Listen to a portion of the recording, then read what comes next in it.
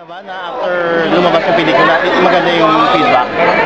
Oo, tsaka masaya ako sa pelikula kasi alam mo, ang daming nag-shine, diba? Ang daming mas nakikita mga kasamahan ko natin, sila Atak, sila saya nila kasama sa pelikula. Nakakatuwa na yung reaction ng tao, yung na-expect namin.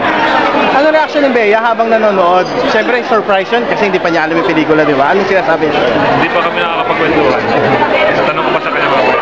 Ikaw, Bea, anong reaction mo sa... Kuman lang. Ha? Kuman lang.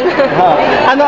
Siyempre, yung mga kabaklaan, as in, ang peg daw niya, ikaw. Nakita mo bang ikaw yun? Para mas direct doon, yung peg niya, hindi ako. Hindi, pero very, very proud, very happy, and I think he did good. He did a great job.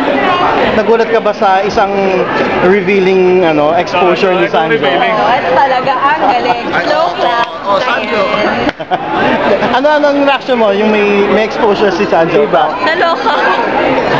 Naloka ko, pero nakakatawa.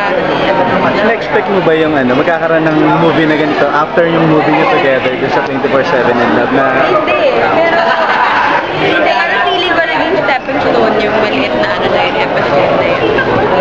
Sanjo, pinakita mo na lahat. Oo, pati pwede ko pinakita. Susunod na ipapakita mo. Yung sa susunod, hindi ko na alam kung ano. Pero saan ka nahihirapan na eksena? I mean, yung magpaiyak o magpatawa during that time? Mahirap eh, mahirap. Actually, yung pag magkausap silang dalawa. Kasi, di ba, wala pa nang kausap eh. Kausap ko lang naman sarili ko, di ba? Pero mabuti na niya si Direk na lagi na lang kaya sabi, lagi na nalalayan yung mga eksena ko. So, ayun. Tsaka sana mga tao manood itong movie. Masusunod bang mga ganitong klaseng role na nagagawin mo? Sana, di ba? Sana, para meron akong bago. Pero okay lang ba kay Bea na magkaroon siya ng mga ganyang klase ng movie na Oo naman, nakakatuwa. At masarap tawanan. Have you helped Sanjo during the process of nag-hero? Help? No! Ay, wala ako. Ako yung pinakawali na tao sa buong mundo. Wala akong nagtatulong sa parting yan. Hindi, yung mga expression sa para maganda yung kalabasan. at ikaw daw yung sinabing yung ginaya daw sa pout ng lips. Parang ako ba? Parang direct doon ko resume. Parang hindi ako. Sinabi ni Sanjay. Oo, sa mga pag-project, kaya niya yan. Mas magaling pa siya sa akin. Humingi ba siya ng mga sa'yo, tips?